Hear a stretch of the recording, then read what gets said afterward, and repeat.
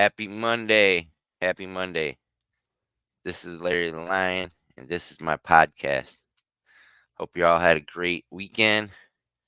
Um, I know I did. uh, wow. Wow. What a great, amazing weekend. Thank you, Pace Morby, for providing this opportunity, this community. Um, so much to be grateful for. Um, really had a mind blowing weekend. Um, man, that was such an amazing event. Um, I don't even know where to start. Whew, I actually just woke up like 8:45. I slept hard. Um, Allergies came back as soon as I came back to Arizona. Um, just had an amazing time. It's like I had a Zoom meeting right now scheduled. Um, Landon Miller, the integrator that me and Tigger are hoping to be working with. Um, he's a new sub two student. Great guy. Um, yeah. Sorry about that, Landon. If you're tuning in here, um, let's see. Did he texted me? Um, yeah. I think my calendar appointment is set up wrong. Let me check this real quick here. Schedule events. It's 9:30 p.m. I think he somehow thought it was 9:30 a.m. So let me just text him real quick. Um, Let me see where's Landon.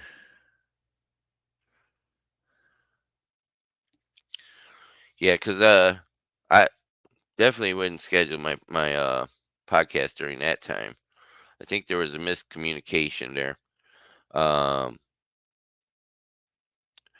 let's see, delete screenshot. I gotta start deleting stuff as I go along. My phone was completely full yesterday. It wouldn't even let me send a message on WhatsApp yesterday. It was crazy. Uh, Still got so many. My allergies have been blew up last night when I got home, but I got some Claritin. One of these great things I get to grateful for. Um, yeah, he just I would never want to stand anybody up. Um, Let me do my little sharing thing here. Ooh, it's got a live thing on there.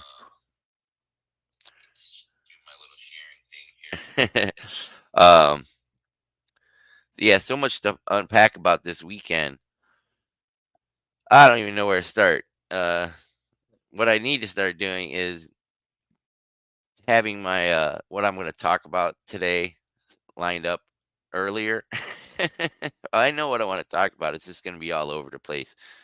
I was so tired last night after flying in, and me and Manny, thank you, Manny Perez, sub two student I'm staying with here. Um, he went and bought us a Whataburger. I think I shouldn't have had that big giant Coca Cola. I know I shouldn't have, but it was really freaking good. I haven't had Coca Cola in a minute, hot minute. Um, I am preparing to get back into a routine, a schedule, a plan. I have found another sub two student, Casey Stepich. I think I said her name right. Sorry. Um, Her family had a horrible tragedy. Her brothers lost his son, and he has three other children. He came out here to work, and he had to fly back to Alabama, and he rented an apartment out here. He got a 12-month lease, and he was just just right into the lease, and he had to fly back, and he's not coming back. He's gonna stay there with his three other children, and God bless him. And I can't imagine what it's like to lose a child because I've never had any children. So, um, but I know what it does without a father. Um, look at how my life had turned out. I mean, it's good right now, but when my father died Thanksgiving morning, 1981, it's just so I mean it's different, you know, for him losing a child, but he needs to be there with his other children. They lost their brother, and I think he realized that, and so he's not going to be coming back to Phoenix. And I want to keep him and Casey and their family in our prayers. Um, but I am able to help them.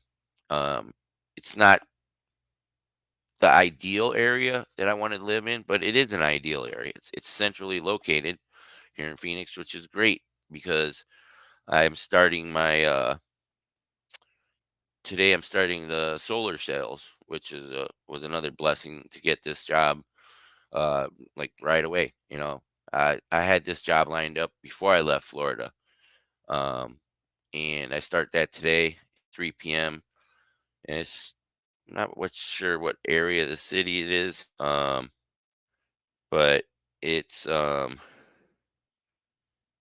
don't know the name of it, but I think it's just still Phoenix over there. But we're gonna I'm gonna be doing that today. Um, which the apartment is centrally located. It's not a great area, but that's okay. I've lived worse. I've lived better. Uh, it's close to the metro rail and the bus system until I get a car. Um, Another cool thing that I got, things are going better in my life. I got approved for a Discover card this weekend. Um, it is a secured one, but I hadn't been able to get even secured credit cards in the past, and there were always them off name ones. Um, really happy to get approved for a Discover card. I can start using that rebuilding personal credit. Um, and there's I mean so much opportunity that just dropping in my lap right now. But let me get back to Limitless here. Let me do one more share, a couple shares here. Ta-da. And let's see, we're gonna do community camp, Mikey substitute group, multifamily elephant challenge, and let's see, there we go. So how's everybody doing today? Everybody having a great day? I hope everybody is so far. Um, so Limitless, what an incredible, amazing event that was. There were so many big speakers there, people that I've heard and watched for many times. It was put on by Dan Fleischman, and my T-Mobile bills do. um, the bills never stop, right? And there we go. All right, I think that's good. Um, I can't even remember. I don't even have the lineup of speakers in my head, but each one of them brought so much value, and it was so exciting to be there with other Sub 2 students. Um, and I took really great advantage of that, going out there networking in between the each speaker. They'd have a little pause. They had a couple different breaks. They had like 3 breaks. They had a lunch break and dinner break. Those were great times to network there and meet with other investors, other people that are wanting to change their lives and move forward. Um, I met a young kid. His name is Nestor. I call him a kid. He's a kid to me. Um, Real estate agent. He asked me if I could help him with doing a subject to with his brother-in-law. He's interested in joining Sub 2 as well. And, he said he'd use my referral link. Had a few people like that. And then I got to meet with some other Sub 2 students. And there was just so much value in Pace giving that uh, great gift to us. And I'm so grateful that I was close by and I had the opportunity using my airline credit to get to go to fly out to Salt Lake City. And I missed my coffee though. It's the greatest coffee ever. It's Cafe Verona blend from Starbucks. So good. um, let's see. Andy Elliott. I don't never heard of Andy Elliott till this weekend, and apparently they're based here in Phoenix. It's Elliott's Army.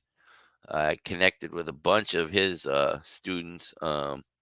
They do. It's a great fitness based sales coaching program, which is awesome. Um, and then there was Jason Witten. Uh, make sure I got his name right. Let me look and I'll tell you all these people I met. Where's that? Jason. I'm sorry, Jordan Wittenberg. So me and Jordan Wittenberg connected first right outside. And I want to thank Patty and David Bowers. They picked me up from the airport, let me stay at their house, took me to the event. And then she actually was supposed to have a contractor, um, her brother, come walk the house in Sandy, Utah, with um, t- t- t- with me. Oh my God. Uh, it's the house that me and Tigger want to get under contract, and we just need they just got an email from them like 30 seconds ago. They said they're under pressure from a lot of the other buyers. Um, so I gotta get on that with them. I have to go to work today. I got to do some more studying on that script, which I can do. I got this. Um, just things, boom, boom, boom, boom. But I definitely wanted to be committed to this as well. I'm grateful to. I like this. I actually like this time slot a lot better than 9:30 a.m. out here because I was doing 12:30 on the East Coast, so I was able to keep on doing this. Works great with the new job. Um, yeah, so many texts. Sorry, like I can't even keep up with all the notifications, texts sometimes. But then we had to meet up uh, Sunday morning at Prime Corporate Services. I got to see my buddy and friend Tommy Thornburg, the president of Prime Corporate Services, and I got to meet the owner, Steve Southard, I think his name is. But it was amazing. He knew who I was, and I keep on getting these people that I don't even know who they are. I mean, I know them, but I don't know they're following me and watching me. Um, Told me he was really proud of me, and um, he was grateful that him and Tommy could help me in my journey last year. That they gifted me most of my Prime Corporate Services setup fee, like $5,500 to get my PCS set up. It was pretty amazing. And then I was really grateful that I got a picture with him and Dan Fleischman, and then I got a picture with Pace and Dan Fleischman. Um, Pace was overwhelmed. He wanted to meet every single student that was there. Um, and he said everybody's got 45 seconds with me because he wanted to meet everybody and get pictures with everybody. How much of a gopher is Pace? I mean, wow. Just wow. And then he said, "Hey Steve, you're gonna buy everybody lunch, right?"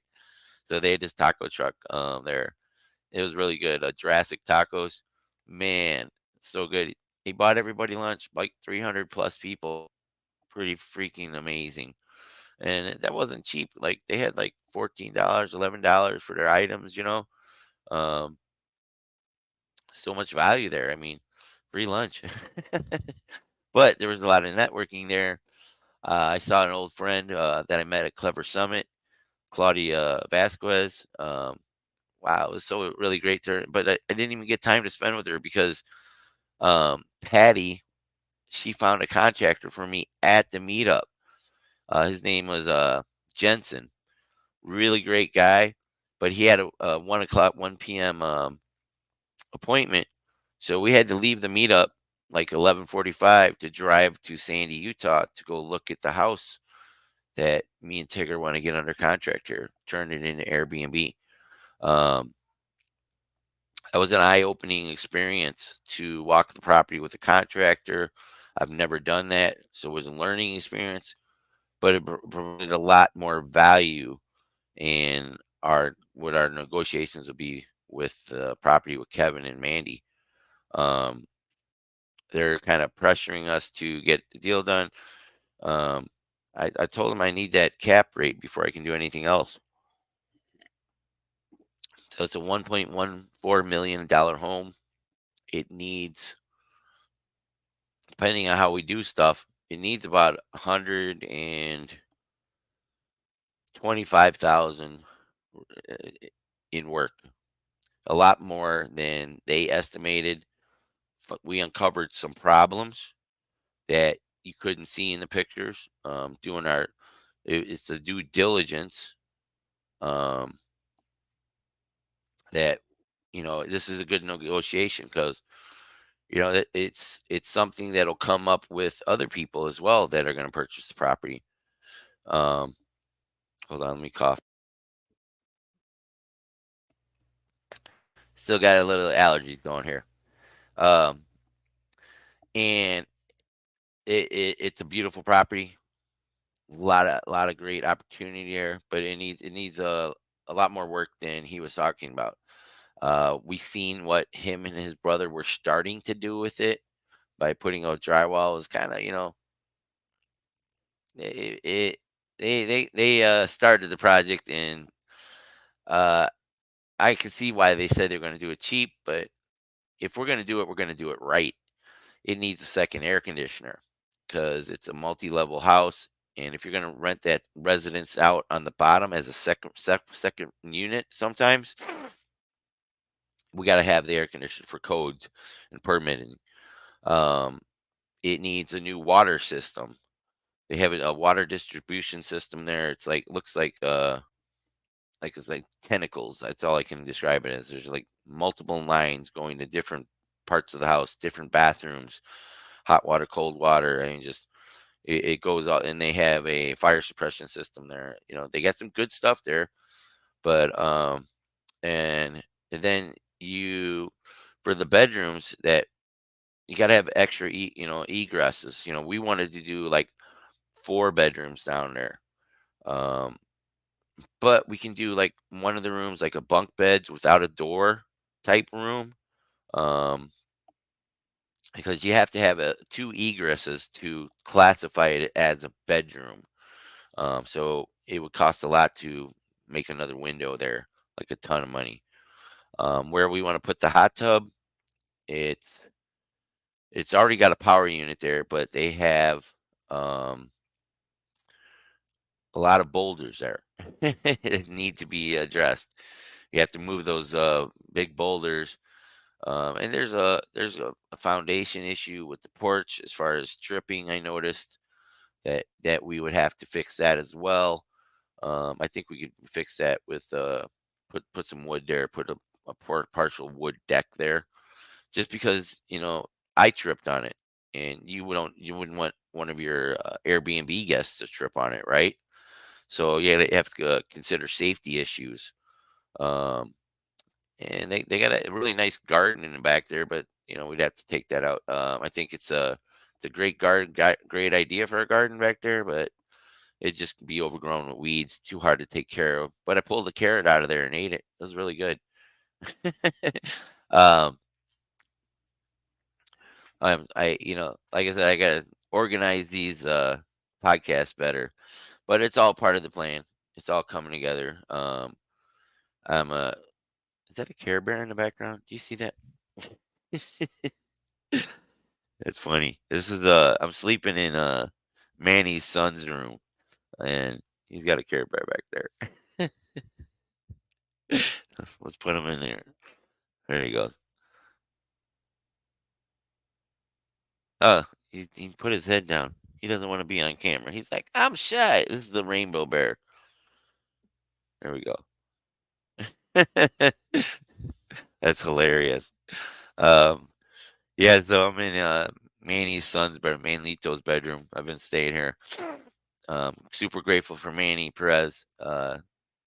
Put me up here. He's been a really great influence giving me a lot of great advice, helping me figure things out. Stuff that I mean that I have thought I had figured out, but I needed a lot more advice with. Um, some of those speakers were pretty freaking amazing. There's 20 of them. Gary V. Gary V in person was awesome. Um, yeah, Dan Fleischman, E.T. the hip hop preacher. He actually posted uh my video of him on his Instagram story. That was really cool. To have Eric Thomas take my video and post it to his story. That was really amazing. There was Andy Frisella, Andy Elliott, um, uh, I think his name's Hoskins. That he's the one that put on the event too with Dan Fleischman. Um, Keaton Hoskins. He posted one of my videos to his Instagram story too. So really cool stuff happening. Then there was people that came up to me. I just, they were like, it really blows my mind. Um, my mind is always being blown, but they're like, hey, you're Larry the Lion. Hey, it's Larry the Lion. They walk up to me and say that now, and it's so surreal, so surreal. Hey, Anthony, happy Monday. Who was my favorite? I think one of my favorites was actually I really liked Cody Sanchez, what she had to say. Really good stuff. Cody had some amazing stuff to say.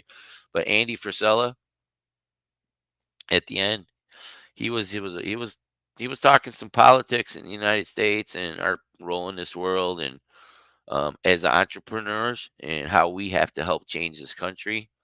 Um, and get things, because it comes down to us entrepreneurs, businessmen. We're one that run this country and need to run it. And they got these mega corporations like BlackRock and you know these what's the other one? There's another black one, Blackstone. These they they have their fingers in everything. It's pretty insane. But we can change this world as entrepreneurs, and I I see what Pace sees. I see what these guys are seeing as we grow as a communities. And oh yeah, Ed Milet, Ed Milet was there too. There were so many. Uh, were you there, Anthony, or was you watch it live? I don't. Was there a live version? It was like or did you just watch somebody's videos and stuff, or stuff like that? Yeah, Ed Mylett was there. He got everybody crying, with his story about his father. Um, and there was just so many great speakers at that event. Um, he got you pumped. They got you your emotions, and one of it's almost like doing drugs when you go to these events. You get so amped up. You get the rush of endorphins, and um, y- and then you have a come down period afterwards. You're so excited, you're having a great time. You met so many amazing people. I met this. It was really funny. I met this really cool woman from Boston. I can't remember her name right now, but as she was talking about, because I was talking about health with her, um, and then I gave her my Blink card. She wanted to stay connected with me because I tell my bits of my story, and I get so many people that they hear my story and they're like, "Wow, so proud of me." They hug me, and um, I feel ashamed a lot still when I tell it. Um, but I'm always thinking of the past instead of thinking where I am sometimes, and I get a lot of hugs. And people that are proud of me, like Steve Southern, the owner of Prime Corporate Services, who I had no idea he knew who I was. Um, Him and Tommy Thornburg pretty much saved my whole journey. If I didn't make it into that first Gator class, May 1st last year, because I wouldn't have had my prime corporate services set up. I was just gonna say, fuck this entrepreneur shit. This shit's too hard, and go back and crawl in a hole and die. Um, that was so pivotal what him and Tommy did for me. And when I went upstairs to meet Tommy, I saw him when I walked in the building, and he was going to come down for outside for his event. Um, and I seen him upstairs. I walked upstairs, and then Steve came out, and he's like, "Hey, Steve, this is Larry Parsons. This is the guy that we help." And he goes, "Oh yeah, I've watched his. I've seen you, and I've heard your podcast, um, and I was like, I was just blown away." Um, and I got to thank both of them gentlemen so much for saving my journey. Um, and then there I met one of their employees, and her husband, 22-year-old kids. They were considering joining Sub 2, and I made a lot of great future friends or connections. It's really going to be hard to stay in touch with everybody that I meet, because I meet so many people at all these meetups. Um, and it's I want to stay connected with everybody, but it's gonna be so hard. It's so hard because there's so many people. I mean, I have hundreds. I thought I had a lot of blank cards and people that I connected with, but each time I go to one of these events, I add more and more people, and I haven't figured out how I can stay connected with everybody. Um, Other than doing this podcast, but it's hard to reach out and build actual connections with a lot of people. Um, it's hard to stay connected to the people. Yeah, it's a great problem to have, Anthony. It is. It's an amazing problem to have too many friends. I have no idea how Pace. He's like I don't know. I don't know how he does what he does. It's insane. Um, to be to remember everybody. Um, I mean, it's not like he just says, "Hey, I'm proud of you," but he knows what almost all of us are doing. He shit, man. Um, it was great. I didn't get to tell him about the property. I told him because we were talking on Instagram the night, Friday night or Saturday. Or yeah, Friday night. Before I got when I was on the plane, told him I was gonna tell him about the property that I was gonna go walk Sunday morning. Um, yeah, he has a photographic memory. It's the only way. And he told me that when I met him in Springfield last year. I have a semi photographic memory, but mine is very situational. Um, it's Hey Olu, how you doing, buddy? Um, I remember places. It was mostly from experiences. I can actually, if I'm been there and like I've eaten in a restaurant, or I hate talking about it, but if I was doing drugs somewhere with in a certain place, or even a stop sign, I would pull up if I was doing drugs and like took a hit of dope.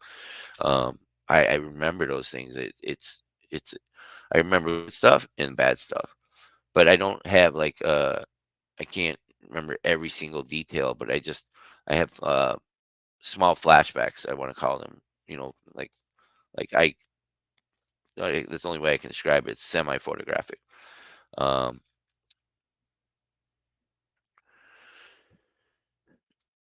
yeah, and it means a lot for that he remembers us. And just the opportunity there was other sub 2 students I didn't get to connect with, like Aaron Moore. I wanted really I didn't know even though she was at the event.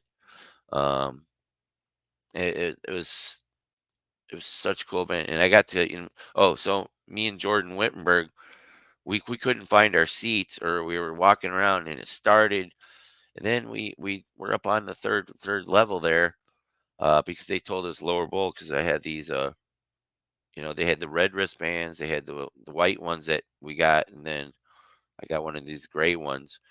Um, there was three different levels of access. The center floor was the red level. That's where like Jeremy Davis, Kevin Cho, and them were down there. It was really funny when Pace called up Kevin Cho. He's like, "Where's my little buddy at?" he said he said little. I was laughing. We were laughing up there, and Kevin came up and started talking. That was hilarious. You know, little buddy. You can see Kevin running up. I remember seeing Kevin running up at the event in Kalispell at the community camp when he ran up when they were auctioning him off for a date. That was hilarious. But but we had a skybox suite, I guess they would call it at the Maverick Center there. We just took it over and it was in there a guy that was the owner of the suite. He came in there, he bought us popcorn, bought us some Gatorades. We got the windows, we got seats there. There was big comfy leather couches in there. I actually took a nap. I forgot what speakers I missed, but I took a nap on the leather couches. I'm like, I was wake me up if Pace comes on. And Jordan was laughing his ass off. Jordan Whitberg, he's a really great guy. He was at a community camp too. Um, I met him right when I was walking in. Because I seen him at camp, but we didn't get connected because I was like, I felt like I met. He was like, I was at camp with you because I wore my community camp shirt. Um, had a blast in Utah. Yes, second deal. Um, it's not under contract yet.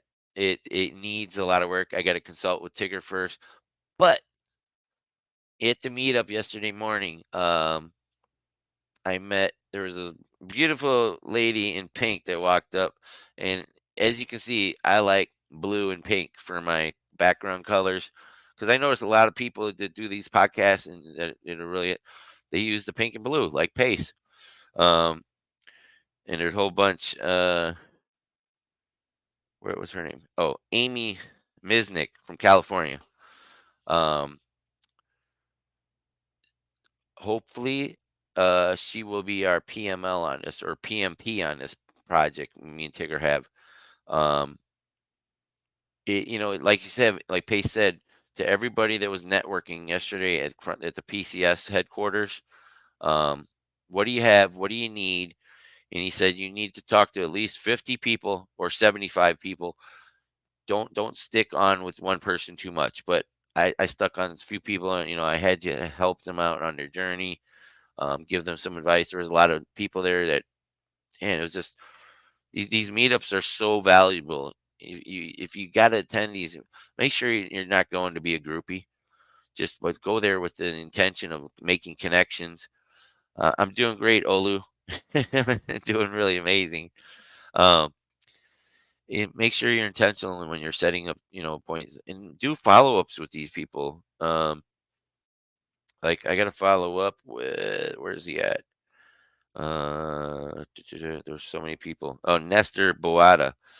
He's a he's a realtor there in Utah and Southern Utah, and he's got two sub two deals that he wants to JV with me on. He needed some help, and I was like one of the first sub two students that he saw, and it was really great. Wearing that hat, you stood out, and especially when Pace came on, and we just lit that place up. There were so many people that heard, after that, after Pace talking about what we do with buying properties with creative financing. I mean, Pace was third to last speaker, um, and then I had all the Andy Elliott guys. They're recruiting me. They're based here in Phoenix. They do fitness, um, and it was fun. It was funny at the end when we were outside when a couple of the guys were taking off in their helicopters. There was like three of the. I think one was Andy Frisella's helicopter. I'm not sure who the other two helicopters were there. That was really cool watching them take off in their helicopters. Um, it was fucking it's so cool, such a cool event. Um, but I got to meet Andy Frisella outside. I got a picture with him, and he said, Andy Frisella tells me, hey, right before I took the picture with him, one of his guys said something. He said, hey, this guy just moved to Phoenix. And he goes, I expect to see you at in Phoenix. And I'm like, what do you mean? He's like, I know who you are. I'm like, what? Yeah. So they're recruiting me into Elliot's Army, which they do. Their meetups are different. They do meetup at the gym. They do a workout meetup where everybody works out. They get ripped. It's something I need. I got to get back into working out. I did gain a bunch of weight since June 1st. I ain't gonna lie. The good, the bad, and the ugly. I gained about 30 pounds back. I'm afraid to weigh myself every day now, but we're getting it back under one meal a day. Manny Perez, we this amazing store here in Phoenix called American Discount. They have overstock, such amazing meals or value on carnivore. Like he got a tub of muscle milk that would be like $80 at any bodybuilding store or gym for $6.49. So much. Oh my god, it's such an amazing freaking store. I mean, they got all kinds of different meats because I'm gonna go back on my carnivore. I got the apartment lined up. Um, so I had that lined up. I got approved for a Discover card this weekend, so I'm gonna get that. It's a secured one, but I couldn't get one for years. So that was a win for me. It doesn't sound like a win for a lot of people, but that was a super win for me. And uh, starting the solar job today, $28 an hour, $500 for every sale and for every appointment. If it's the same day, it's $100. If it's next day or sometime later in the week, it's $50. Um, and I got I can work. They have a total of I think just it's 12 8 a.m. or 9 a.m. to 8:30. So it's 11, 22 hours on the weekend that potentially it could work, and then 4.5 hours, 4 to 8:30 every day. So that's 4, 8, 9, 18, 23. So like 45 hours I could put in and log in and get $28 an hour. But after I get my first sale, it's $40 an hour. So, and I'm gonna be good at this shit. And the best part is I get to talk to homeowners. I can knock doors doing this. I know they're not the crappy shitty homes that you want to get a fat wholesale contract on or help them from pre foreclosure, but they might be selling their home. They might be knowing someone who's selling their home. I get to talk to homeowners every day. Oh, that's another thing for the house in Utah. I definitely want to put solar on it. So where's the thing here? So if we put solar on a house, it's here's the script. It says, "Hi, I'm Larry. I know you're busy, so I'll be quick and out of your way. It's my first week, so please take it easy on me. Summer electric bills are high, and the government passed the inflation bill. You pay nothing. We do the installation and upgrade your electrical panel. So, on the home in Utah, I'm not going to pay nothing. They're going to upgrade the electrical panel. They replace your current electric bill with a $50 per month solar system. It doesn't cost you anything. So that's going to be a huge thing when we get this house under contract to get solar on it. Because I looked next door, the neighbor had solar there. So I'm sure that I can get that done up there. Um, so I should do that as my first sale to myself. No, I'm going to get a sale before then, but um, yeah, it'll count. It'll be five. I sell it to my own LLC house. It'll be $500 for me. I'll set the appointment. That'll be $600. Um, and we'll get the solar on the house. Yeah, it's there. I can see it in my face. The thing about losing the weight, Stacy, is it's fuller now, but then I get a little.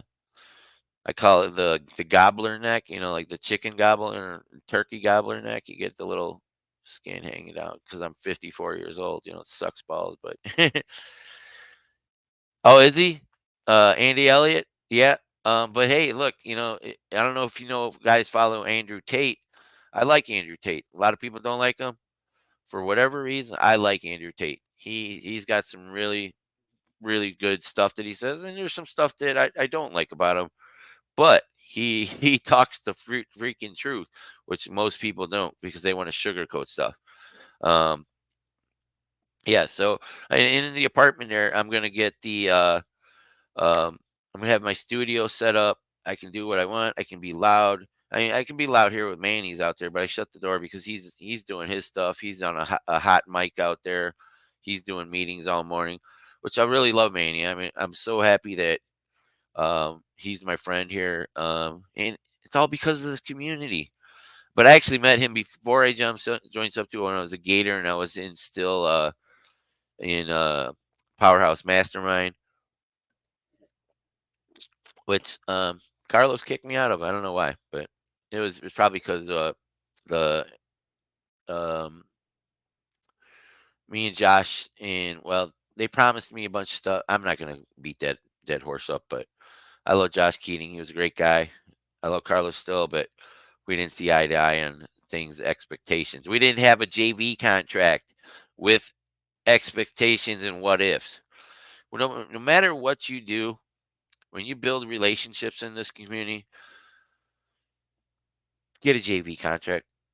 You know, put expectations in there. What ifs? What if I don't do this? What if they don't do this? Like Pace said, that was such a valuable Zoom last week. Um, he, yeah, Manny Perez.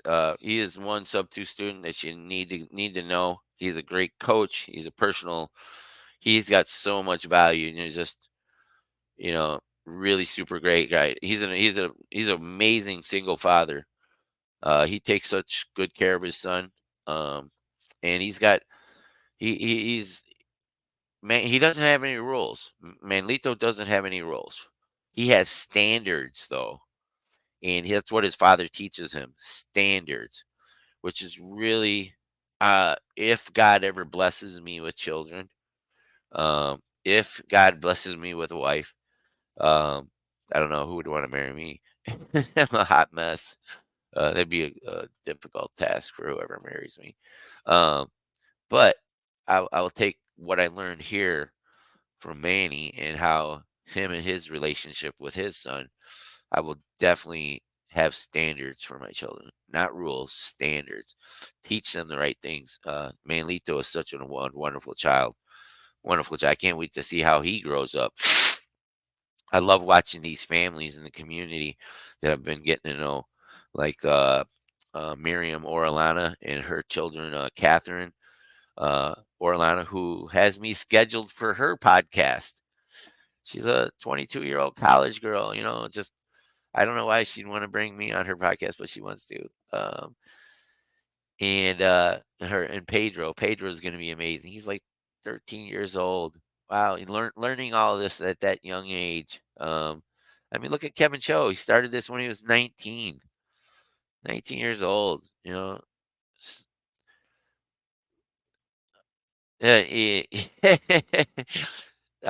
no, I don't know. What if that'd be crazy. Auction me a date. Um, yeah. So that's so much happy opportunity here. And it's great where that apartment is that I'm getting to help Casey and her family out and her brother. Um, and it's a $28 an hour plus bonuses. Are you kidding me? To go knock on people's doors, and it's a great weight loss for me. Getting out in the Arizona heat, get a suntan. I might have to get one of the big hats. You might not want too much sun on you. Um, but yeah, I mean, I can get out there, walk, lose some weight, talk to homeowners, sell them some solar, buy their house all at the same time.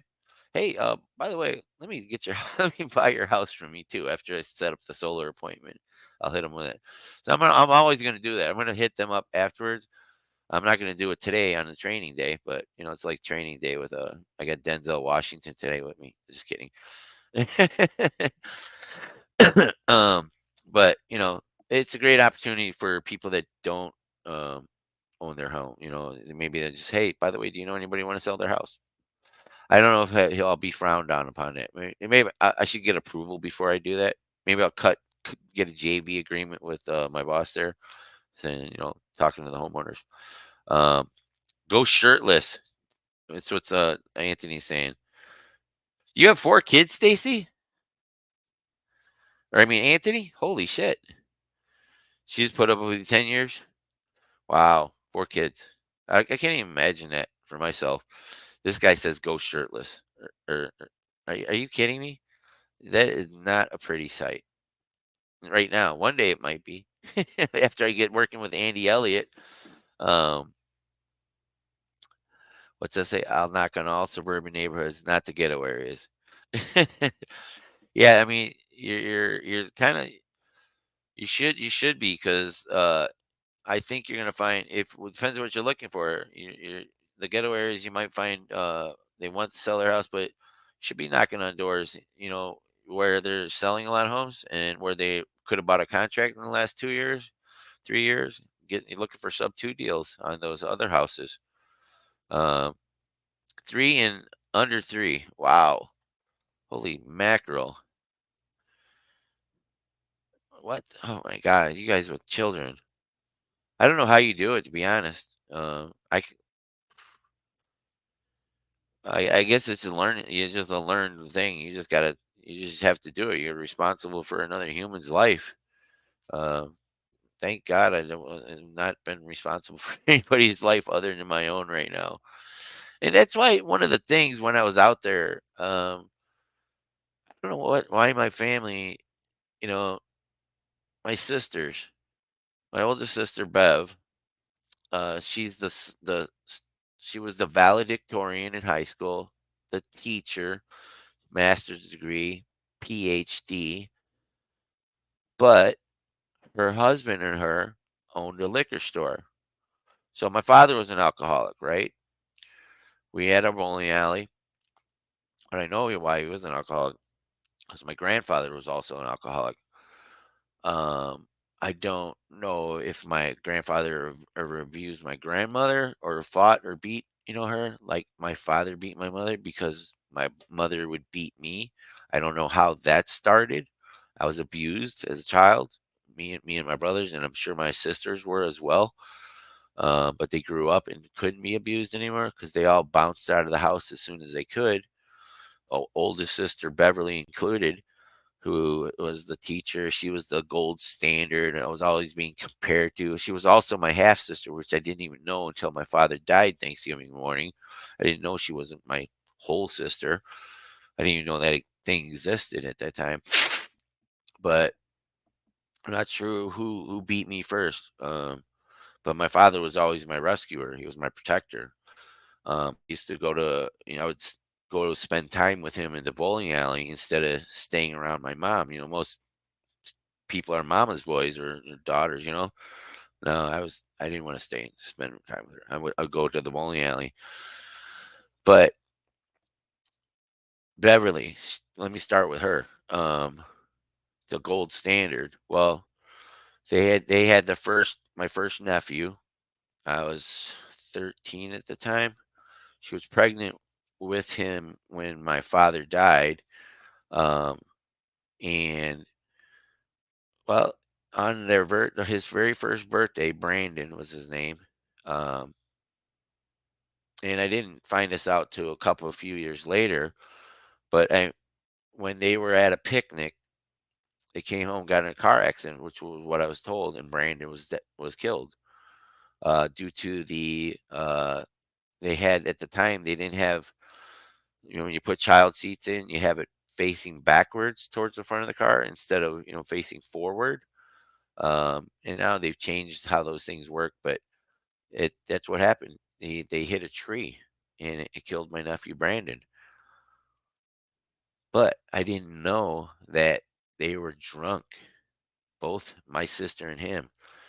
And she was the gold standard. Why would she let her, if she's such a good gold person that I was always compared to, why would she let her husband drive their children drunk, their firstborn? He spent some time in jail for that.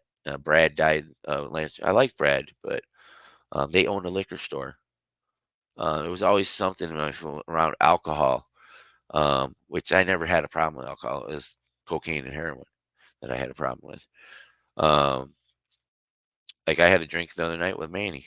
I had a michelada. It was delicious, but I only had one. I didn't have an urge to have any more. Randy's like, "Do you want another one?" "No, I'm good, thank you." Um, so I can have alcohol. I can't have a hit of crack or heroin. She said, "Then it's off to the races, and you'll never see me again. I'll die." Um, but then my other sister, Linda, I loved Linda. She was kind of my protector after my dad died. Um, when my mom would beat me. Um, but she had problems. I loved her and my brother-in-law Mark, who was like a father figure to me. But she left 5 of her children.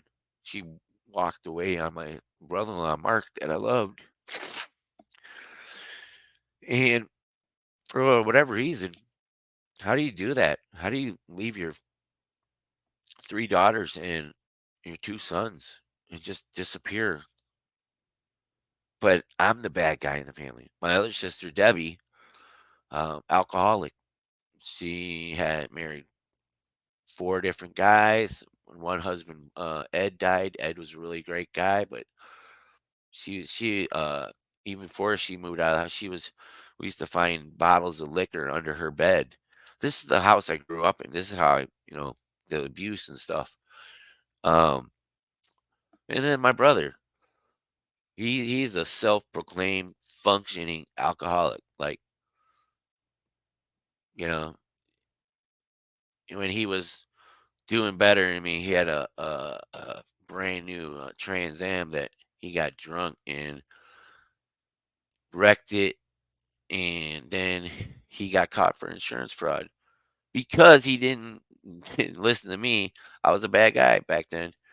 I said, "Give me the car. Well, I'll get it to well, me and my buddy Tim, my best friend who left me in Chicago. We used to. I did a lot of bad shit when I was younger. We used to boost cars or would dispose of them, chop them up and stuff. Not so much, mostly Tim, but I was involved in some of the things. But I'm the bad guy of the family. I never had children. Tommy and his wife, he got separated from his 3 children. I never had children. I was only person I was harming was myself with my drug abuse. Um, I didn't abandon my children. I didn't go to jail over my children. But I'm the bad guy in the family, and I always held my jobs um, until I got fired for no call, no show. But I was always a great employee, except I did drugs and I wouldn't go into work. But I'm also the only one that overcame them. They're all still doing what they do, but I'm the bad guy. You know, um, I haven't talked. None of them have called me. Only my mother. She called me 3 times in the last 19 months and 12 days. But I let it go to voicemail, and then I deleted the voicemail. Um, my brother, he tried early on when he was still on Facebook. I had to block him, but I since unblocked him. He would try, and wreck my journey. He'd be like, "Oh, you're nothing but a crackhead." He'd stay stuff to, being spiteful. And I ain't gonna lie, I did. When I got abused, it passed down. I did early on when we were kids. I would beat my brother up because my mother would beat me up. It's that vicious cycle of abuse. Like I said, I don't know with my mom. Was it my father beating her because she was a raging psychotic bitch, or was it he beat her because she was beating me and my other sisters and brothers? I don't know where the cycle of violence started, but it ends with me. Like Ed Milet said, "I'm the one. I'm the one. If not if when God gives me a family, I'm the one to change my bloodline. I'm the one."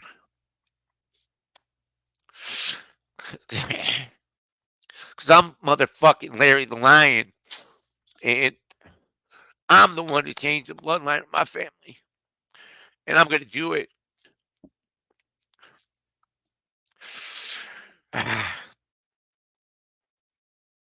That's my big takeaway from Limitless.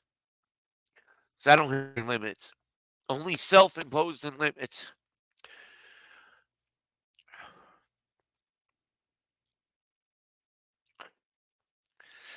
Ah, see, I get through this better now.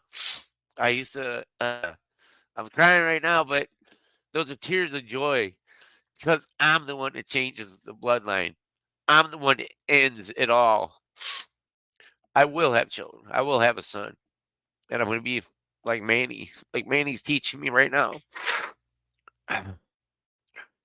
Each step on this journey is a valuable lesson. Um, I'm so happy I moved here to Phoenix. So freaking grateful. uh, yeah, I'm the one. I'm the one. All right,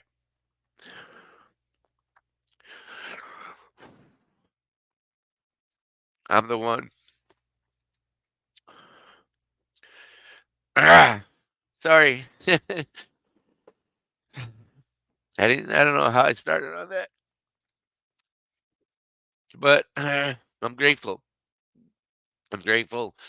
Um, I'm grateful that I have the balls enough to be vulnerable and have the courage enough to speak the truth of what's in my heart. Um, and that's part of what is building part of this community. Um, thank you, God. Thank you, Jesus. Um, I can't do it without God and Jesus, and I can't do it without this community. Um, there's, I don't, I, forever grateful to Pace Morby.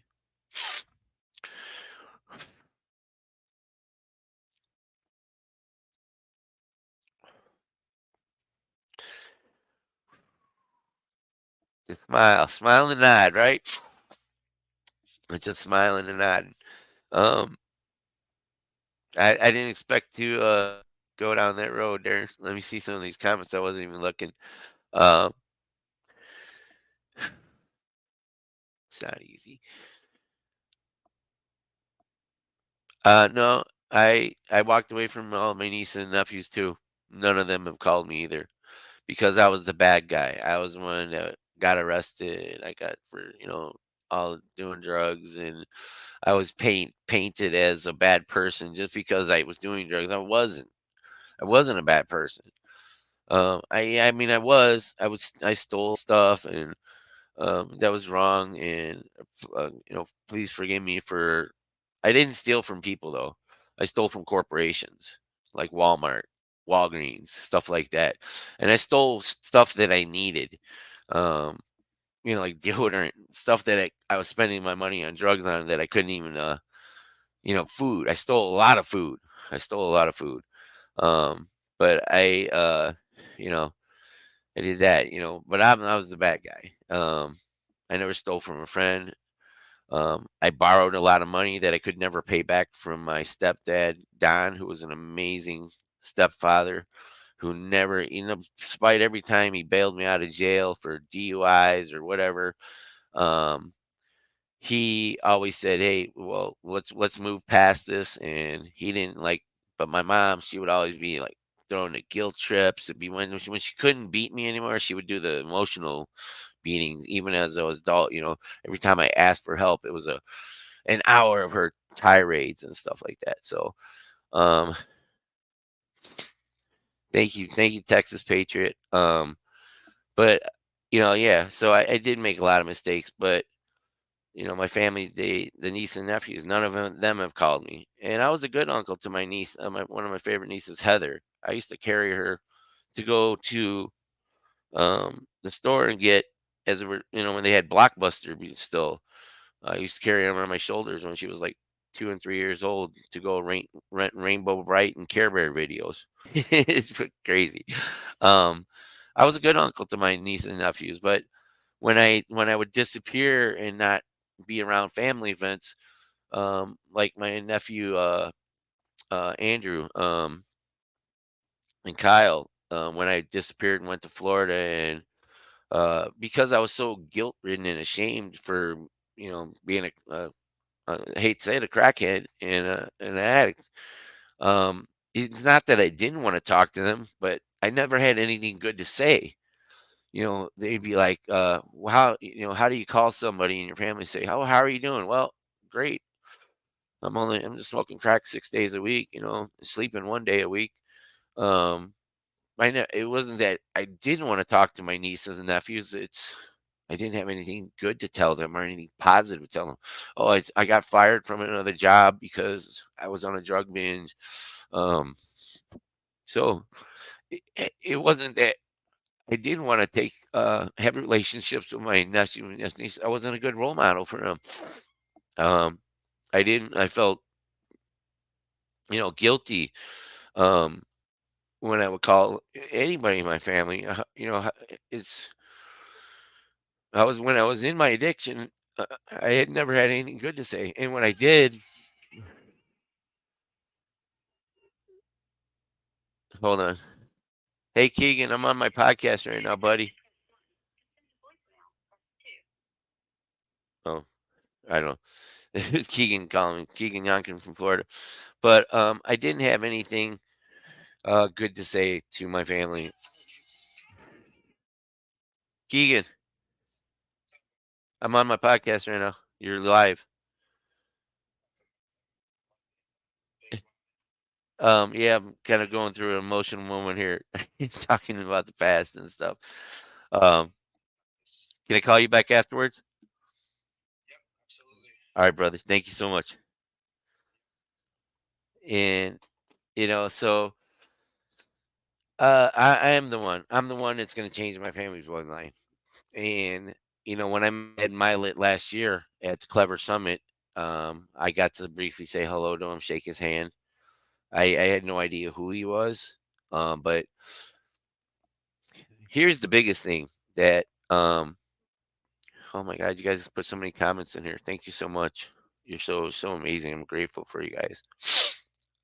Thank you, Jason. Good to see you, brother. I haven't seen you in so long. Um, thank you. Thanks, Stacy. Um, um, thank you, Jason. Um, I know now why I started this podcast, and it's kind of hitting, but someone asked me yesterday at the meetup, um, where do you see yourself? Because I do that 7-second question thing that I did to Pace that was done to me when I wanted to, because they were talking about the flow state yesterday or in there Saturday. A lot of them were the flow code, the flow state. Um, Stephen Kotler is the author of that book, The Flow State. Uh, I was interviewed to be in his program like when I was 3.5 weeks clean last year. And I knew I didn't have the money to be in it, but there's my angel numbers. Like they happen all the time. There's only 17 people left to be interviewed. Like yesterday when I ordered my food, and I was number 17. And there was a whole bunch of the guy that the contractor, his phone number had ended in 333. Um, just all these little angel numbers all the time, but getting diverted there. Um, Watching all those speakers yesterday, when I was asked that question, and it was like I was thinking it was 3.5 weeks clean at the time. It was like the first week of March. Um, the guy asked me, he said, "Hey, look, I know you don't have the money to join, but I want us to just see if you're approved, and then maybe we can work." He goes, I need to ask you one more question. And he goes, "This is what Elon Musk asks everybody um, before they work with him. Not the people that want to work for him, but the people that want to work with him. Like there's a big difference. If you ever read Think and Grow Rich, like Edwin C. Barnes, he wanted to work with Thomas Edison, not for him. So Elon Musk asks everybody. It's a 7-second question. So And I really like it if you guys put your answers in the chat. So um, you have 7 seconds. I'm going to ask you. Don't overthink it. A lot of people overthink it, and those are the people that I helped. Like, there was 2 people yesterday. Um, because it defines who you are. Whether you have just well, it's just don't overthink it. Whatever you say is right. It's not wrong. Just know that it's the right answer, but it's a starting point for your future. Whether you're going to work with Elon Musk or whether you're not going to, and what you can do about that. All right. So 7 seconds. He asked me. He says, Larry. So you have 7 seconds, right? Don't overthink it. I'm like, okay. I'm like wondering, like, what kind of question is this? Um. So he says, are you guys ready? So don't overthink it. Put your answer in the chat. 7 seconds. Ready? And I did this to Pace at the airport in New Jersey when we took that ride in the Uber together, which was so surreal. And I was so scared to even make a video with him. I don't know why I was scared because that's what he loves. And he told me twice. He said, Larry, we're friends. Stop it. Stop being nervous. He goes, you know me. I know you. You're my friend. I'm your friend. Um, so I posed it on him after I talked to her. I knew he already knew the answer, but I told him he was going to, I said, Pace, you should go, instead of going with us climbing the skyscraper, go home and be with Laura and go find out the sex of your baby, which is his son, his first son, natural son. Ashton is his first son. He loves Ashton. But so I said, Pace, all right, ready? Here you go. And I'll tell you his answer, then I'll tell you mine. But I want you guys to put your answer in the chat. So 7 seconds. Don't think about it too hard. Whatever you say is right. It's not wrong. Ready? Ready, go. What are you doing in 10 years? Go. 2, 3, 4, 5, 6, 7. So you guys should be putting your chat answers in the chat. Type it as fast as you can. Don't try and put an answer in there what you want everybody else to think. Put the true answer because this is for yourself. It's not for me. But Pace, he said instantly. He was like 2 seconds. I'm gonna give him. He said he said I'm a billionaire, and I'm like, wow. And how did you get there? He goes, I'm doing what I'm doing right now. And then I told him my answer. My answer was without even thinking, or like I said, I didn't overthink it. I don't know where the answer came from. And this is before I knew who Ed Milet was or any of these other people. I had never been to Clever Summit. I knew who Tony Robbins was, but it wasn't, and a couple other motivational speakers. Yeah, pretty much Tony Robbins was the only one I really followed or knew of. But it wasn't why I didn't say it because of Tony Robbins, but I said without even thinking, like literally instantly, I said, I'm speaking to 100,000 people at Allegiant Stadium in Las Vegas 10 years from now. Like, like that. And I realized that yesterday or Saturday that I want to be on that stage. I want to be speaking to thousands of people. I want to be changing people's lives with my story and my journey. Which why, I know why I connected with Andy Elliott's team because of my health. Because I can't do this if I'm not healthy. Like I gained that 30 pounds because I was depressed after I fell in love with Sonari Lim, the sub 2 student in Bradenton that I was living with. I really did. I really fell in love with her.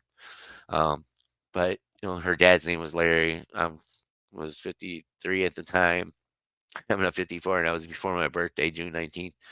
Um, and she was 35. I guess it was probably just too old and having her dad because every time I tried to tell her something good for her, she said I sounded like her dad. But we were amazing friends. We were doing like everything together. Like for 3 weeks, she didn't even leave the house. It was just me and her. I mean, how could I not fall in love with her? She's a sub 2 student. She does the same shit. I don't have to convince her of. We were doing carnivore, eating one meal a day together. You know how far it is to find a girl like that? And then we'd go to, work it out in the morning. We'd hit Crunch Fitness in the morning. Then we'd walk on the beach at night. We'd go to Costco shopping together. How could I not fall in love with her? And she's Asian. I got a thing for Asian girls. Uh, so, but I got a little depressed when I had to move into St. Petersburg in that house, which there every step of this journey happens for a reason for me. There's something to learn. It's a learning experience. It's a growing experience. It's, you know, I wasn't destined to stay in Florida. Um, and maybe that's, like last year when I started down this journey, and this one's still difficult to talk about, but Tia, who I was with longer than any other woman in my life, I love Tia. I still do. Um, she was bad for me. I mean, I would do anything for her, including bad stuff like take her to go boost Louis Vuitton purses and Chanel bags and stuff like that. And um, but I when I early on in this journey, I saw her last at Mother's Day because we had lost connection during the pandemic because we were both clean at the start of the pandemic. We were both going to church at the start of the pandemic. Same church in Las Vegas. So that's one of the reasons I moved out here. I can't wait to get to go over there once I get a car and drive over there on Sunday, see Pastor Judd. Um, and then a week later, I didn't want to tell her. I told her about Pace, and I said I met this, and I found this guy. I'm going to make all of. I didn't say I'm going to make all of her dreams come true. I kind of did. But the next week, I had never met her mother in 7 years, and that we were together. There's that sevens again. And actually, the day I met Tia was when I first discovered angel numbers. It was 5:55 a.m. And that's when she told me it was a different. I don't want to go too much into that story, but um, that's when I first discovered angel numbers. And I Googled it, and then she told me that she was an angel, but I think she was more. Well, I don't know. Maybe she was a fallen angel. But anyways, so that week after I seen her Mother's Day at church, I didn't want her to know that I wanted to start pursuing her again because I started losing weight. And I was, I'd been, I think I'd been to the Clever Summit, or I was going. I think I'm not sure where it was. It was Mother's Day before April 24th. Maybe it was before that. But anyways, the week after Mother's Day, she invited me to go to Mayweather Boxing in Las Vegas, and I was like, "All right, great, thanks." I've been doing one meal a day. I was like, "This is God prompting me to get into the gym, um, and go work out with her."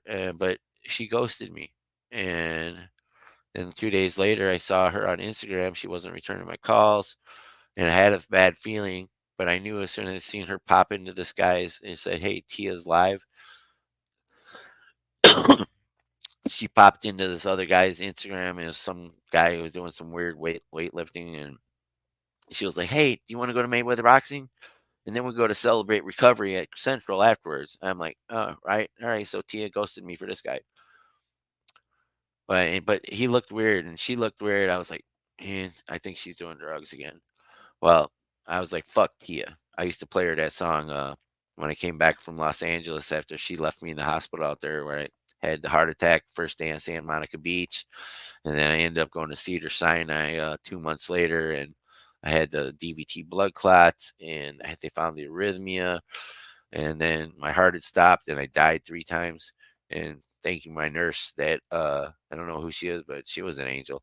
She kept me alive until the surgery team could get there and put this pacemaker in me. I'm part cyborg now. That's what I call it. That's why I said I'm just going to replace body parts and Neuralink. I'm going to do all that shit because I want to go to Mars. Here we go. But anyways, so Friday that day, um, I got a call that Tia was gone. You know, they found her with 13 minutes. She was out. She was on ventilator and no body function, no brain function, nothing. She eventually woke up, but she's not there. She's not Tia. So, but God had to do that because he had to get her. It would have wrecked my journey. I would have focused on her. Um, Maybe it's the same thing that God did with Sonari. He had to, because I was starting to focus all on her instead of focusing on my journey, um, which is my journey is to help people. Um, because at Limitless, I realized that's really what I want to do. Um, I still want to own a ton of real estate and help families out there, but I want to be on that stage. I want to be speaking on one of those stages. I am going not want to be. I will be. I will be speaking to 100,000 people at Allegiant Stadium. And Pace, when I told Pace that, he's like, "That's a big number." He goes, "I don't think I've spoke to more than 4,500 people." Well, now he has, and I told him, I said, "You will be." I said, "You will. You'll be speaking to more people. You'll grow and grow, and so will I." And look, Saturday, just like I told him, I said, "Look, he just spoke to almost 8,000 people live." He because he yeah, 'cause he'd done Tony Robbins not live, but he'd done internet spoke to more people, especially in the Own Your Future challenge. There was a lot of people on 100,000 or more, a couple 100,000 that were in that live, but live and in person. So now he's done that. Pace has spoke to 8,000 people, and it's the same thing. And he said, "I believe you will do it too." And so may I didn't say, and I even said that day, I said, maybe I'm not going to fill that stadium. Maybe it's not me, but I know I'm going to be speaking there. And there's only two things that I'm certain of is that I will be speaking in that stadium. And I've been saying that for the last 19 months. And the second thing I'm certain of, um, 2 weeks ago at the WeWork meetup, Kevin Cho's Mindset Marlin was there. Mindset, he said his goal is to go to outer space. Not my goal is to go to Mars. That's my ultimate end goal is to go to Mars. Um, and I thought I was the only one that was crazy enough to say that. But if Mindset Marlin's telling you that's his goal to go to space, and it's an achievable goal, I just have to get in the right health for it. I have to get in the have my body prepared to go to space and go to Mars for the 2-year journey, which is 2 years right now. But who knows with the technology that we're developing with quantum computing, artificial intelligence, that it could be a shorter journey. Um, but that's my end game. That's my end game is to end up going to Mars. That's where I'm going to take my last breath. I believe it 100%. There's certain things that you have to believe in certainty. One of the things that we're talking about at Limitless was your goal setting and your plans, having, goal. And the same thing Marlon talked about that day, and you have to create, reverse engineer your way back, like Keston used to tell me. I haven't talked to Keston for a long time.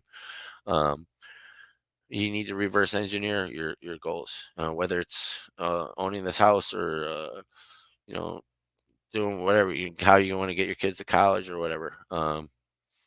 Whatever goals or plans you have, you need to have them. And this is what when I asked that 7-second question to some people, there was like four of them, and I did it all at once. Two of them had good answers. They knew what they wanted to be.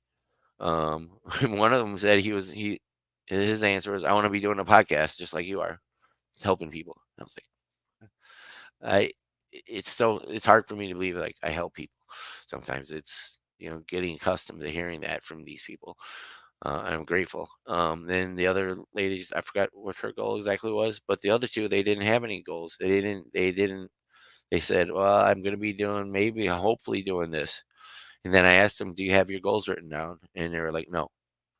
And I said, "Well, that's your assignment. You need to get out a piece of paper, and this is your assignment. If you're watching this, anybody in the future, anybody today, is take a piece of paper out, write down 10 goals for the next year. Start with that. Be really simple. Don't make them achieve. Don't say, "Hey, I'm going to have a Ferrari in 12 months." You might. It's highly unlikely. So be realistic with your goals. Um, but in the same point, you got to have big dreams, because if you're not going to have big dreams, then why dream at all? But if you don't have any goals, just start with the first year. And then you can write down 5-year, 10-year, 20-year, 35-year goals, Like mine is was a 33-year plan, master number 33, me and my numbers. But when I'm 85, like Ed Milet says, the two people that you want to make proud of you is your 5-year-old self and your 85-year-old self. I know I'm going to live way longer than 85. Like I've survived so much. I died 3 times. I mean, other things. crazy things I've survived. But you want to have big dreams, because if your dreams aren't don't scare you, they're not big enough. You want to have massive, crazy dreams, because otherwise you'll settle for what you could have been, or should have been, people that you could have helped and should have helped, when you have dreams that are too small. And then you just, and like Pace says with that Bernard Shaw poem, where I can't quote it, but I want to be used up, thoroughly used up. My job, my mission is to help humanity become a multiplanetary species. Um, and I strongly believe that we must become a multiplanetary species in order for humanity to survive and thrive. Um, and that's why things that I'm not just real estate. Well, I want to be the biggest multi-family holder on Mars, but I thoroughly believe in things like space exploration and robotics and artificial intelligence and life extension technologies. Those are 4 areas that I want to work on getting to be involved in and move forward as we grow as a community, as a world, and world peace, I guess, uniting us. Somehow we have to overcome whatever divides us as countries and origins and races. Um, and then that's what Andy Frisella was talking about. As entrepreneurs, we need to be leading the charge in the United States in particular. Um, Not so much the world, but I have bigger, grander dreams than most people. And I know they sound crazy, and they are crazy.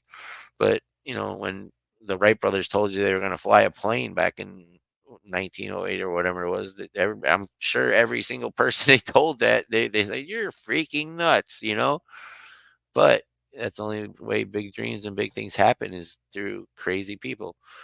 It might sound crazy to you now, but you know when Elon Musk has said he was going to build a rocket that could land and take off and come back and land, everybody told me he was crazy. Everybody at NASA, everybody said you're never going to do it. There's no way. Look where we are now. Um, so that's a. I don't even know how I went off on all this tangent today. Uh, Thanks, Jason. Powerful stuff. I appreciate you. Been working your ass off. Yeah, let's get connected again, brother. And thank you, Stacy. Thank you for being my friend. Um, Irving, retired. Uh, Generational wealth for kids. Awesome. Love it.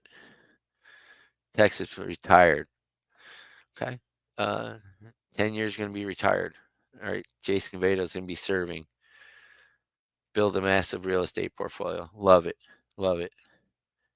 Managing my $1 million. I love that, Olu. Yes, yes, buddy. Yes, yes, yes. I love that. And Jason, me too. Tony Robbins was not there. Tony Robbins was not there. I don't know how Tony Robbins ever got involved in. I thought Pace said Tony Robbins, but he wasn't there. It's okay. They're the guys that were there were amazing. Andy Elliott is a beast. He is, and I love that picture. And um, I made a reel about it, and it's just yeah. I'm gonna meet him.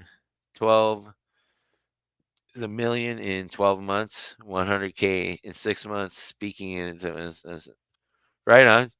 I want to help you get that goal. I want to whatever I can do to help you do that, Anthony. Oh yeah, remember the Nokia brick phones? Oh, it was a joke. Yeah, those I do it. I had one of those brick phones. I had one of them. Uh, well, see, I was a kid and I was selling drugs at that time. Um, I had one of them bricks. It was like a box, you carry it around, pull it up. I had one that had the Motorola Bravo pagers where you typed the numbers in and said help or whatever, upside down numbers. Me and Kevin Green and Jeff Forbes. three kids in high school. We were the three drug dealers. It was fucked up now that I think about it. But um, Kevin's dead. Jeff, I don't know what's happened to him. I think he's still on Facebook somewhere, but I'm here. I'm doing better than both of them, and in my opinion. I think Jeff, he was a connected guy. His father was connected and stuff. So, he's not doing anything other than still. I'm pretty sure he still gets high. Um, I'm not sure. I'm 100% sure. But anyways, I've uh I've evolved. I've grown, and by the grace of God, I've been forgiven and given another chance in this life to help people and become part of this community. It's the greatest decision I've ever made. Was that day. Um, Before the Super Bowl Sunday. I was, you know, I have to tell it the way it is because it's the truth, and it doesn't. There's no other way to tell the truth except tell the truth. It's painful, but I was gonna I was gonna kill myself at the end of that Super Bowl.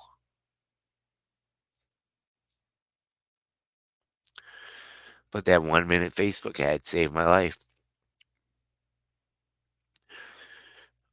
That was divine intervention, and like I say, everything is divine intervention that happens to me on this journey.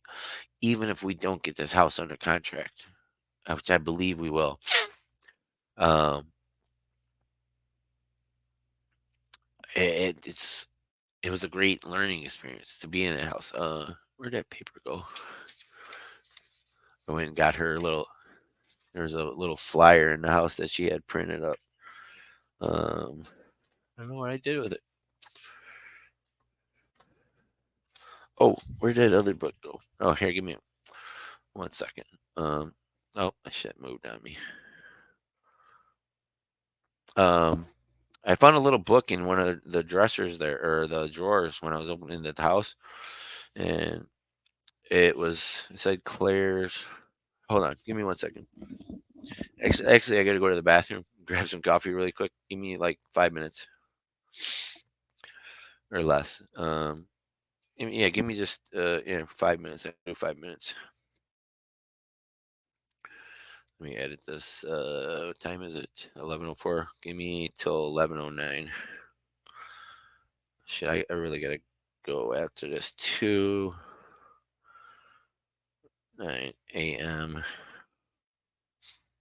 I really gotta go pee. Sorry, guys. Thank you for everybody that stayed with me and watched this right now. I'm so very grateful to have you here as my friends.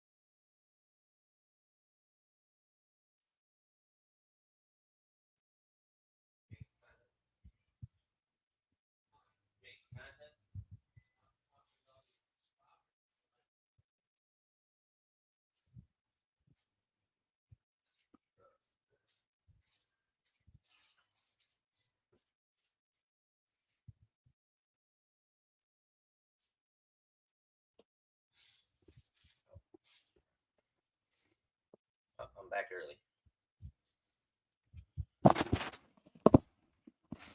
Damn, I need another haircut already. Dang it. Getting my hair now. Thanks for staying. Whoever stayed. Appreciate you. Love you. So, this was really cool. This guy he had a whole notepad he was passing out. Says, this world is a better place because you exist. I don't know if you can see it because of the camera. There. Shoot. Sorry. There's my background. The world is a better place because you exist. He was handing these out to everybody that he networked and connected with. I love that idea. It was really great. The whole thing was printed up like that. I love it. That was great. I'm gonna keep this the sticky note too. I'm gonna put it right here. The world is a better place because you exist, and it is a better place because you exist. Um, that was really cool. But I found this notebook in one of the drawers that they left behind. Says inside when I open it up, says Claire's diary. Right? I think that's their daughter. There's nothing on any of the pages, but on the back it's barely readable. Um, I definitely don't think you can see it very much, but it said, "It's okay to be afraid, but it's not okay to give up."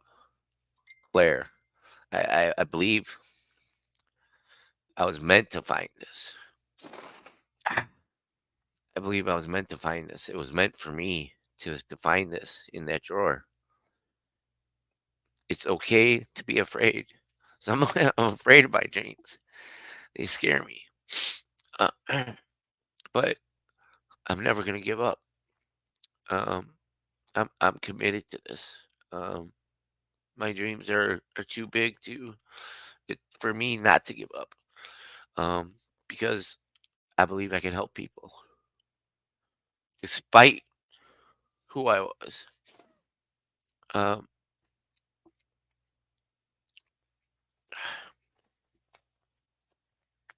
I was meant to find that. It was like it was left by the angels for me. Um, it says it's kind of funny. The front of it says Mew. There's a cat on there. I'm not even a cat person, but I'm gonna keep this forever. It it's okay to be afraid, but it's not okay to give up. I don't even know how old their daughter is, but Claire. But you know, maybe I'll just take pictures of this and give it back to him when I buy the house. Um, I say, hey, look, this motivated me more than anything to find this. Um, she did, but she doesn't have anything else in there. But it was all these pages are all blank. But on the back, it was just a little scribble from a child. It's okay to be afraid, but it's not okay to give up.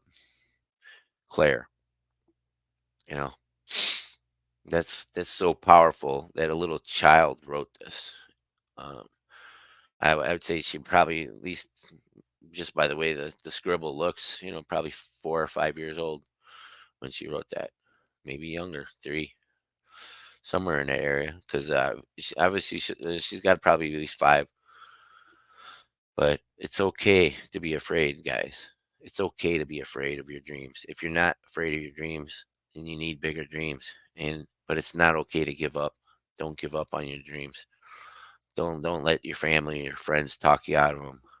Don't don't let your past um, talk you out of it. Don't let that um, imposter syndrome talk you out of your dreams.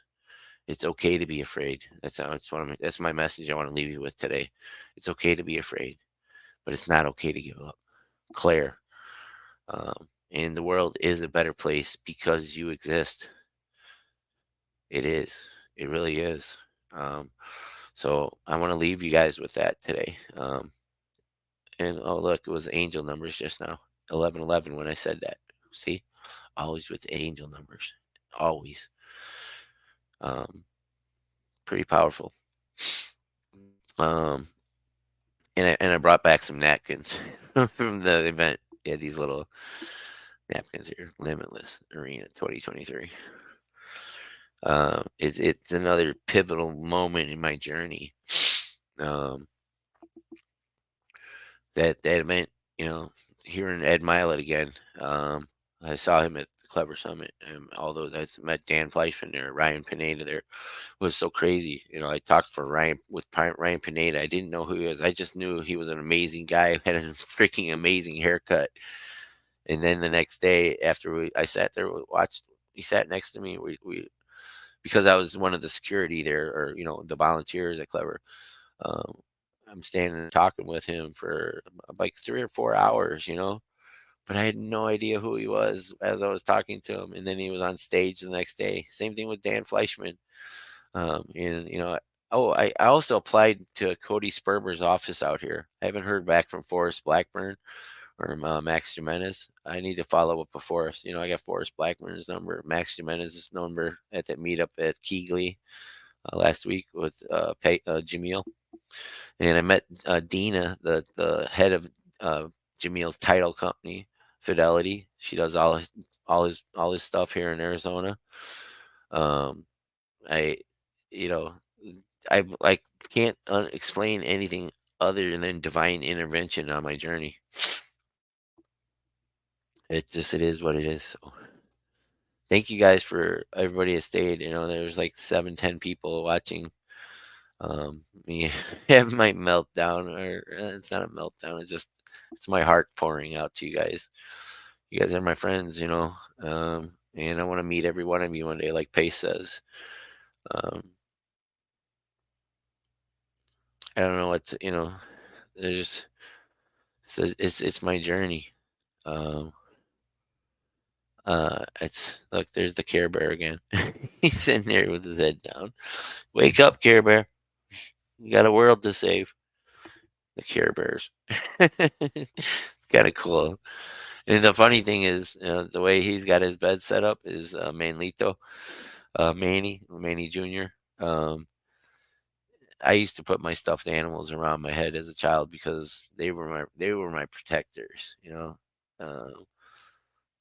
Uh, I had two that I remember, or three of them that I remember. I had a whole bunch of them, but I had Winnie the Pooh, and this big lion. It was a lion, and I called him Thunder because I was afraid of lightning and thunder when I was a child. I was terrified of that stuff as a child.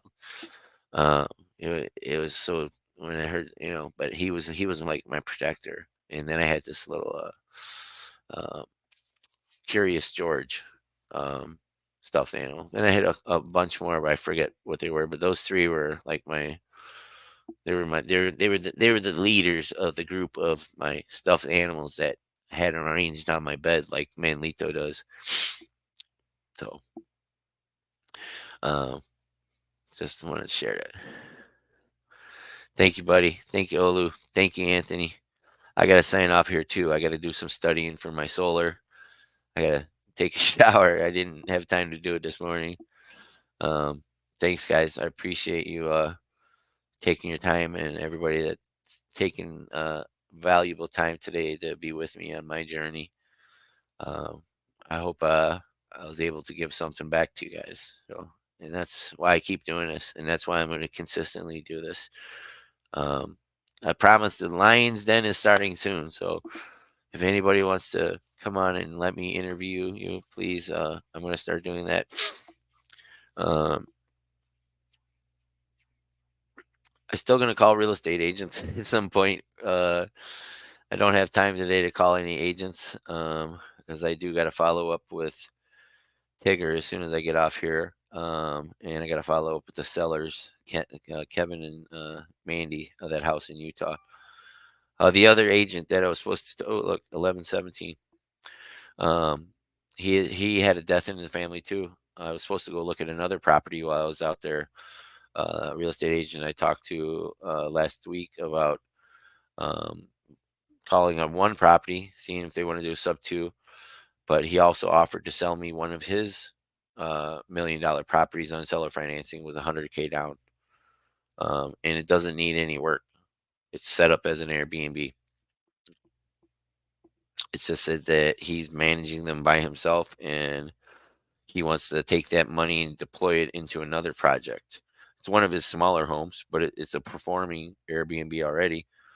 Of course, it has his marketing behind it. So, but I think I'm a pretty good marketer, and there's other things at the event. Like there was some marketing that I found, like this Paragon editing and videos. I got to talk to the owner there, and I told him what I was doing with my podcast, and they got some good pricing. Brian Pineda's was a lot higher. Wow, Ryan Pineda's social media management is really super dope, but expensive. But hey, these are all goals and plans, you know. It's evolving, and I was meant to be here in Phoenix. I was meant to be here at the source. Um, I had no idea who Elliot's Army was till the other day.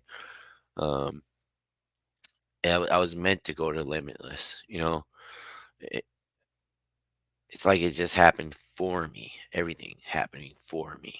It's happening for you too. But I can't do any of this without God and Jesus.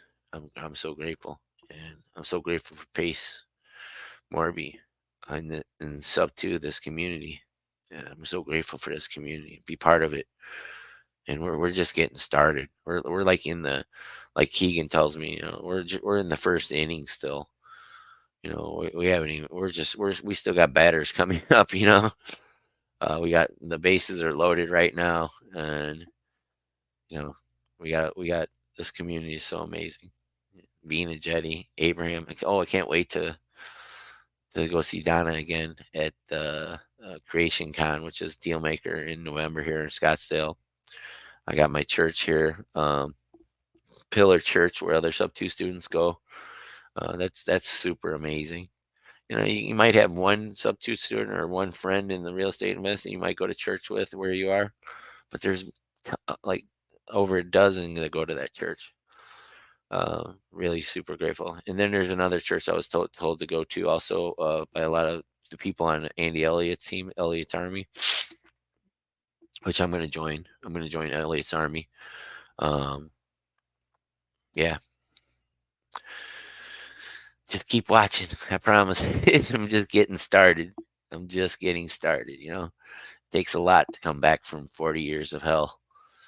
That's what it was. It was 40. It was 40 years. Just like if you ever look at the Bible, you'll see that number 40 in there a lot. 40 days and nights of rain, 40 days in the wilderness, uh 40 days Jesus and the devil, and when he was out there. um there's 40 is a very significant number, and I spent 40 years in hell. My father was I was 12 when he died, and I was 52 when I woke up 19 months ago. And I am a star seed. I'm a Pleiadian star seed. I'm here to help humanity. Um, if you might want to Google star seeds, you know? And I definitely believe in angel numbers. Carl Jung calls it synchronicity. I choose to believe in God and call it angel numbers. That's the way the universe communicates with you.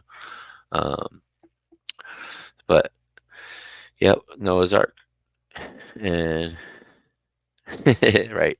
Oh, look, it's 1 hour and 40 minutes and 44 seconds and 4 viewers. See, angel numbers all the time, all the time. All right, guys, I gotta go. I sit here and talk to you all day, but I gotta get ready for what I need to do is kick ass at this solar job. Help that other sub two student out with her family and that rent. Um, and I gotta get a car so I can go to my church in Las Vegas, and so I can help people. And this solar job is such a blessing. I mean, $20 an hour is going to be $40 an hour after my first sale. How insane is that? Yeah. And I get to talk to homeowners too at the same time and get exercise and be out in the sun. I'm a sun person. That's why I hated being in Ohio. So cloudy. I mean, there's great people in Ohio. There's great people in Illinois, but in the Midwest, I don't like that. I need sunshine, a lot of sunshine, a lot of sunshine. Anyways, thank you guys. I love you all. Um, have a great day and put God first in everything you do. Open doors that no man can shut. I promise you. And thank you, brother. I love you so much. Pace Jordan Morby. I'm grateful. I'm grateful.